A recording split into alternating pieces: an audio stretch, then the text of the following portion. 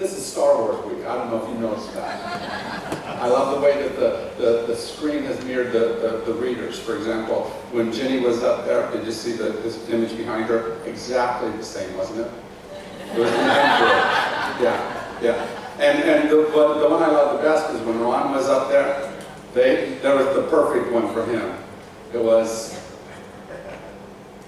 there you go, Darth Ron. And my wife asked me this question the other day. She said, is there anybody who hasn't watched Star Wars? And I said, well, of course not. Everyone's watched Star Wars. It's been around as long as I've been an adult, since 1977 is when and then we started figuring out that there were some people who hadn't seen it. And it was like scary to me. Who hasn't seen this? But the good news is that whether you've seen this or not, you've heard the story. And I don't mean just the story about Luke Skywalker and Darth Vader and all the other characters. You've heard this story because the story of Star Wars is not a new story. It's a story that we tell and retell again and again. It's the story of the struggle between paths. In traditional language, between good and evil. Right? In the language of Star Wars, between the dark side and the light side. The struggle between trying to figure out how we get through this path of life. And there's so many examples of how this plays out. And I want to stop for just a second and make sure that you understand that when we say dark and light, we are not talking about daytime and nighttime. Right? It's not that the graveyard shift is bad. Right? Or that anything happens at night is the wrong kind of stuff, and those people who stay up late, well, it's not that story. It's the story of how it's hard sometimes to figure out how to walk. And that there are two different paths to walk on, two types of paths to walk on. And we each have to figure out how to do that. A number of years ago, I was an elementary school teacher, and my kids wrote a story. And it was a great story, a great big book that they made, and it was about, the struggles of life, and each kid took a page and talked about some of that struggle of life, and how they had to be good kids, how they had to walk on that path, but they needed the bad guy, and so they made up the enemy. They called him Wilbank, the evil one. And I think most of them understood that was metaphoric. I'm not certain, though. There were a couple that I wasn't certain about. Because they understood, at least, that when you walk through life, it isn't always simple. It isn't always a clear path or an easy path, and it's a struggle to figure out what do we do in this moment. And life continually asks us to make choices. And in the language of Star Wars, it's a choice between the dark side or the light side. How do we know the difference in each moment? Jean-Pierre de Caussade wrote the Sacrament of the Present Moment.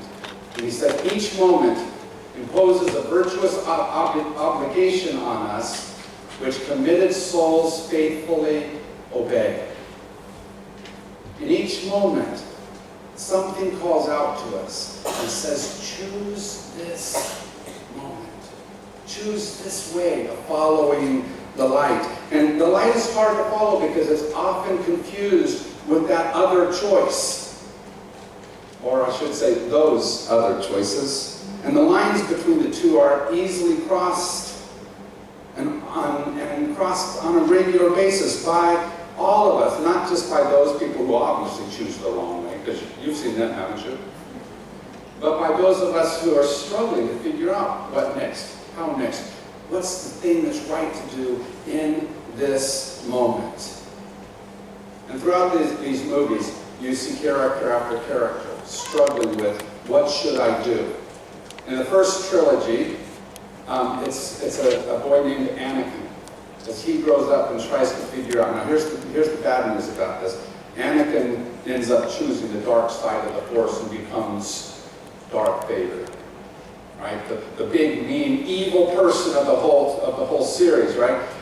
But you'll see in this set of clips the many different ways that he takes steps towards it. the things that stand in the way, and they're not all bad choices. They're choices where he has to figure out how to walk through life. So watch what he does. He's the younger one in this, but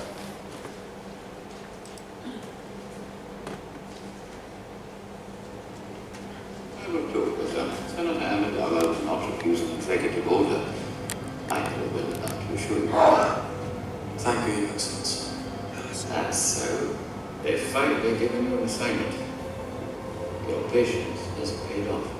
Your guidance, one of my patients. You don't need guidance anymore. In time, you will learn to trust your feelings. Then you will be invincible. I have said it many times. You are the most gifted Jedi I have ever met. Thank you, Your Excellency. I see you becoming the greatest of all Jedi, Anakin. Even more powerful than Master Yoda.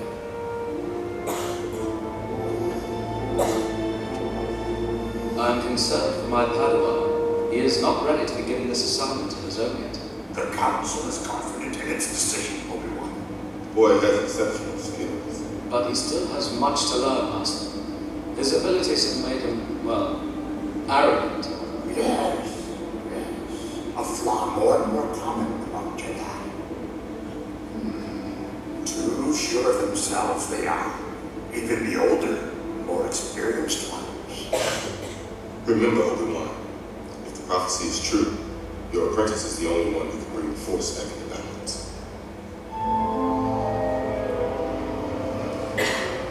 I'm taking an extended leave of absence. It will be your responsibility to take my place in the Senate. Representative Binks, I know I can count on you. Lisa, I need to be taking on this heavy burden. Lisa, accept this with more humility and... Jar Jar, I don't wish to hold you up. I'm sure you have a great deal to do. Of course. Lady.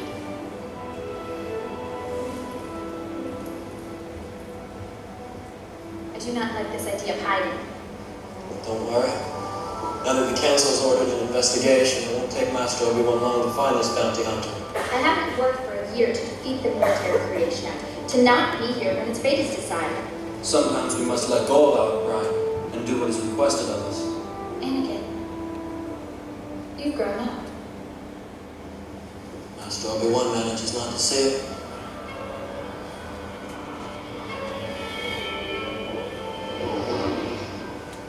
Don't get me wrong. Obi-Wan is a great mentor. As wise as Master Yoda and as powerful as Master Windu. I am truly thankful to be his apprentice. In some ways, a lot of ways, I'm really ahead of him. I'm ready for the trials, but he feels that I'm too unpredictable. He won't let me move on. That must be frustrating. It's worse. He's overly critical. He never listens. He doesn't understand. It's not fair. Our mentors have a way of seeing more of our faults than we would like. It's the only way we grow. I know. Anakin, don't try to run too fast. But I am grown up. how many said that to somebody in your life? But I am growing up already. And you knew you already had enough knowledge, enough skills, enough whatever it happened to be, and you weren't really wanting to hear what sounded to you like criticism, but maybe was trying to help you to become more.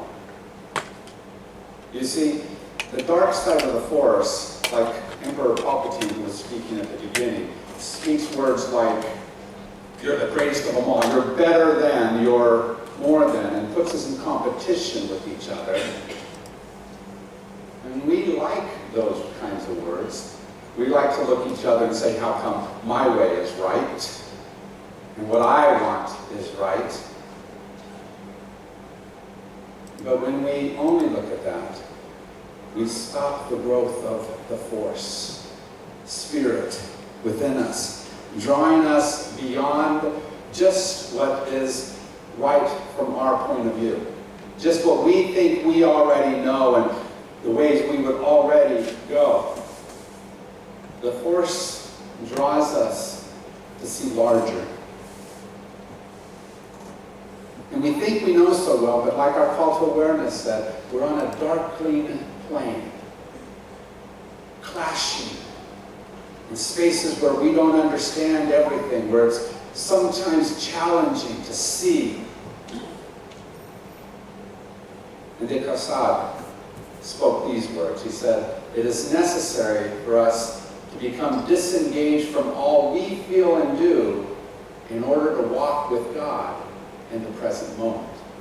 You see, what it is that we know often gets in the way of what it is that God is doing in us. We have these wants, needs, desires, views, perspectives that make it so that we don't see or hear Spirit. And the job of all of us is in each moment to open ourselves up to what God is trying to say. In this next clip, Rey stumbles upon Luke's lightsaber and causes her to have this set of visions. And as she stumbles out of the vision, suddenly a friend is there to speak to her and help her understand.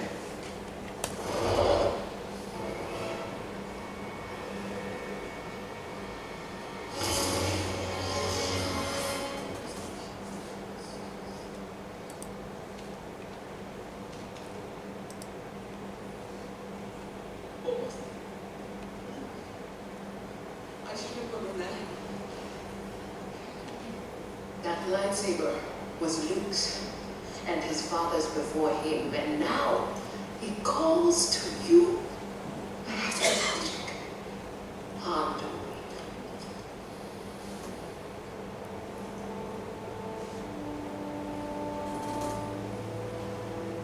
Dear child, I see your eyes. You already know the truth. Whoever you're waiting for in Jakku, they're never coming back.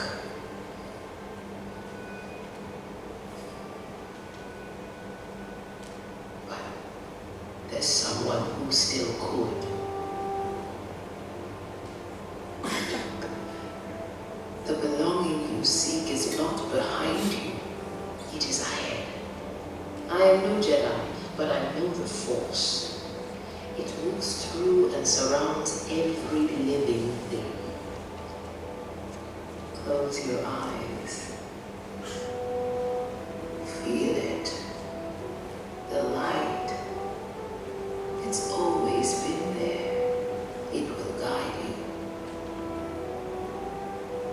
The saber. Take it.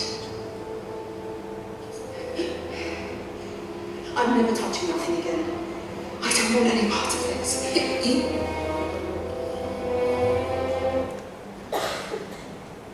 The belonging we seek is not behind us, but in front of us. But we all easily go backwards to what we already do know. That space where we felt comfortable instead of letting that spirit, that force, draw us forward towards something. And Rey wants to run. Just like Anakin wanted to run, just like Luke wants to run, just like I, and maybe you, often want to run from what Spirit calls us to.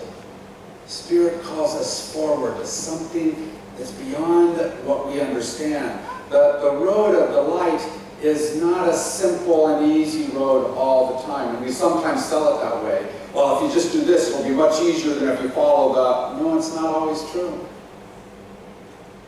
Oftentimes the road of light is filled with challenges. And you have to choose it again and again, sometimes in spite of yourself. Sometimes in spite of what makes sense from what you understood from whatever that was that you were holding on to from the past. Tom Lehrer is a favorite singer of mine. He sang back in the days when some of you were listening to popular music, the 60s. Sorry, I shouldn't make fun of that, should I? And he sings a song called National Brotherhood Week, and when he sings that song, he often introduces it this way. He says, I know there are people who don't love everyone, and I hate people like that. Because we get in that space, don't we? I know there's people who, and I hate, and we get caught up in the contradiction of what we say and what we want to say. So how do we tell the difference? How do we live the difference between what sometimes calls out to our souls, that which becomes the dark side? Because light sometimes drags us into places like Dagobah Swamp, to find Yoda, to speak into our hearts. And our hearts easily say, yeah, don't know that space. Don't recognize that master. Don't understand how that person is trying to teach me, lead me, help me. And it's especially difficult when we're in one of those spaces and our friends, we find out they're in trouble, and like Luke, we want to go help them. We want to go save Leah and Han and get them out of whatever danger they're in, and so we don't easily listen to Yoda's voice saying, no, stay here for a time. Relax into this space. Learn from Spirit right now.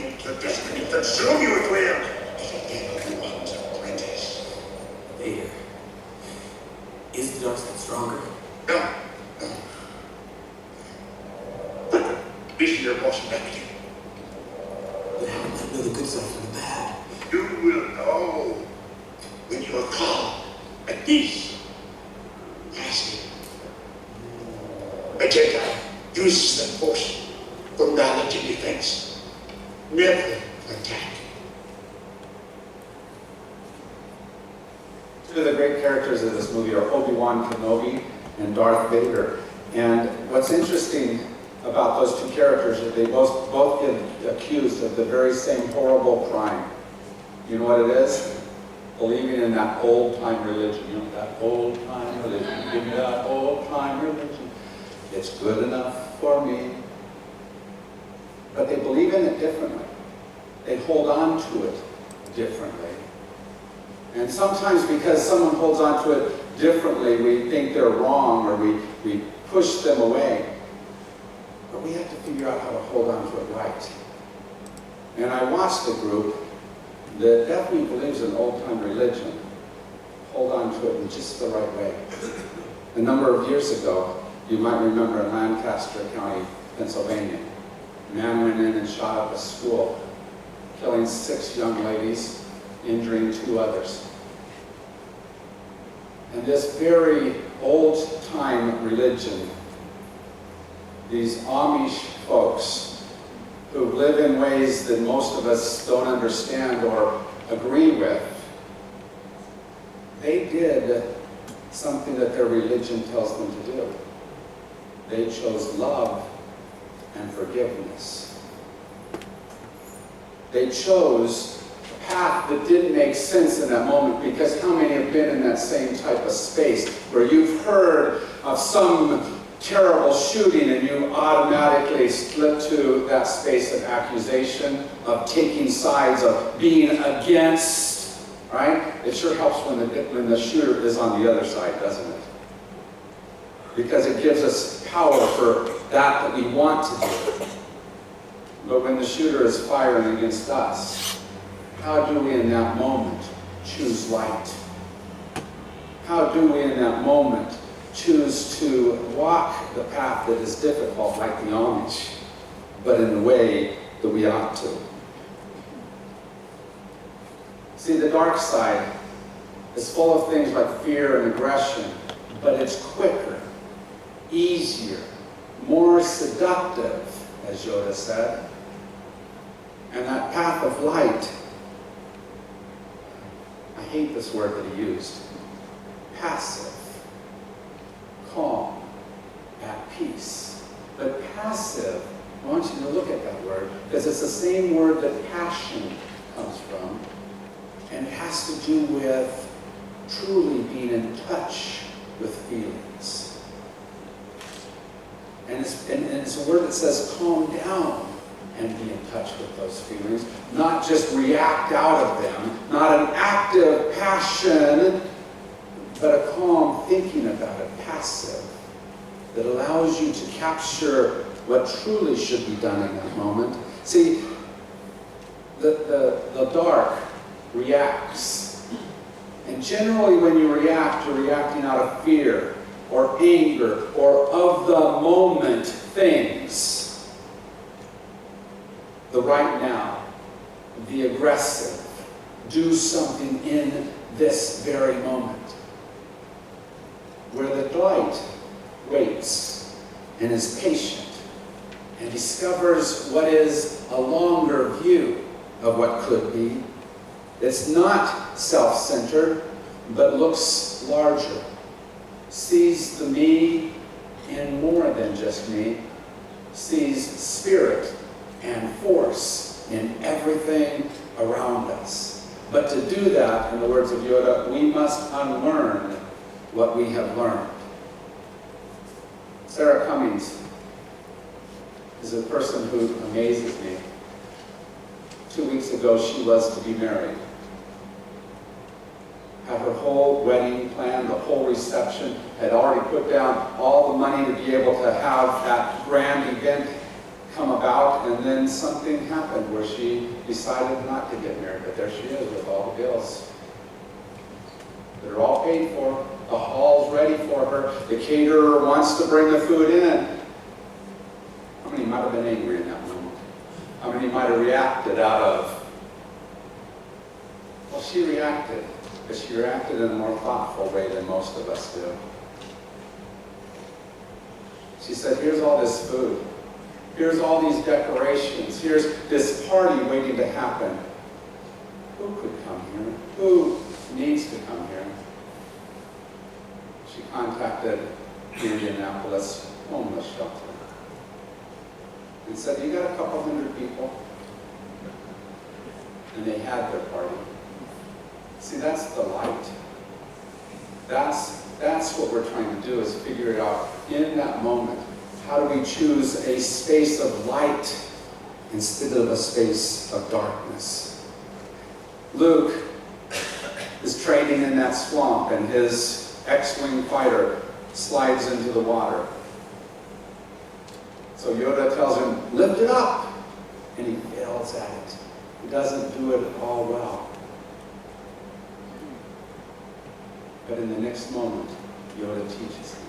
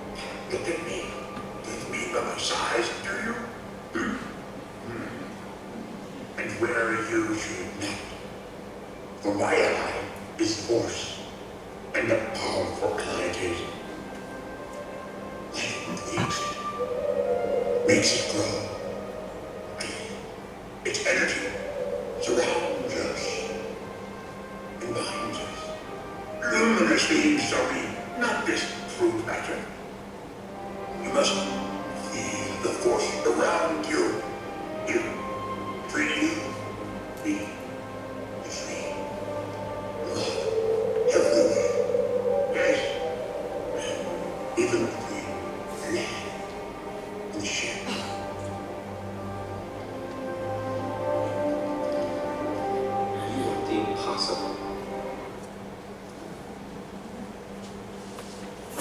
And that's true. That's what the divine calls out of us, is that which is impossible for us to do all the time. But it continually says, try again. And you know what? I hit that spiritual space really well every once in a while. Other times I come close, but a lot of times I'm just struggling to be there as much as possible, because that dark side calls out and says, do this, Jim, it's easier. The Spirit keeps calling. My heart keeps listening and trying to get there. De Caussade continues and says, the sure and solid foundation of our spiritual life is to give ourselves to God and put ourselves entirely in God's hands, body and soul. As Yoda said, we are luminous beings. We are beings of light. We have to remind each other of this on a regular basis. I need you to remind me, and you need me to remind you. We have to tell each other the truth about this, because what it feels like on a regular basis is the bullets are flying around us and bombs are blowing up around us, and we have to figure out how to remember in that moment the truth about us. And we have to choose the force. We have to choose spirit even when we don't understand it. Because in that field of seeds, both the ones that were planted by the farmer and those that were planted by the enemy, we don't know. As much as we think we do, we don't know which ones are the wheat and which are the weeds. And we have to become the luminous beings that trust that that which is greater than us will take us through even that moment. As our final prayer, I want you to see one last clip. And this is from Road One. And Chirrut is the character in here. And he tries to find the force. And he doesn't have much skill or training, but he repeats a mantra that allows him to ignore the bullets flying by and bombs exploding. And his buddy, Maze, doesn't want him to go because he is the one who likes holding on to guns and firing according to his power and might.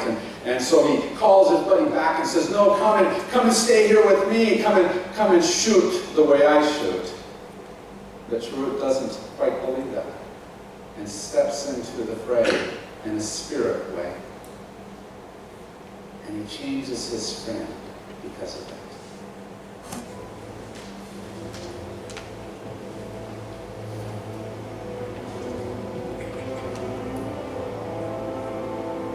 I'm one with the force is with me.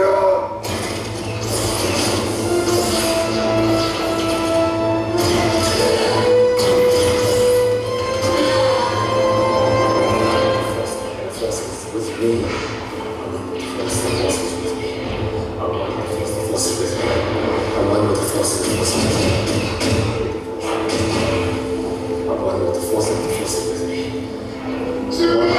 I'm one with the force.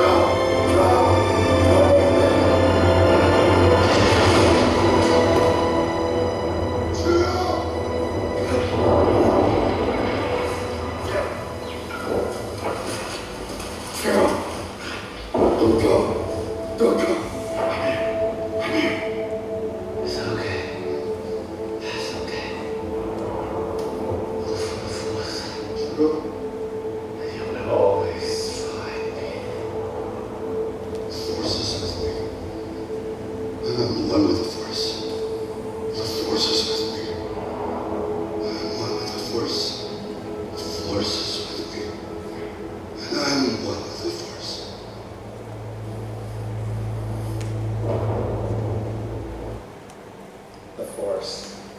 is with us all. Let us pray.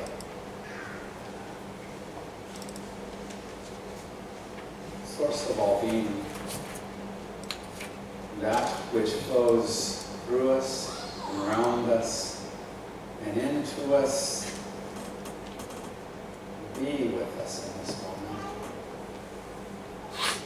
In spite of whatever bomb is blowing up next to us, or whoever is shooting bullets at us, no matter what it is that tells us other stories, whatever it is that seems as if it should take our attention and draw us away. Speak to us again, your message, which says that you are with us, that we never have to fear. Draw us, in spite of ourselves, towards your light. Draw us, in spite of everyone around us, to hear what it is that you are truly saying. Help us to not hear that which is simple to hear, but that which needs to be heard the most. Help us to hear the force. Help us to live in the Spirit. Help us in this moment to remember that in that Spirit, you are ever present with us, and you never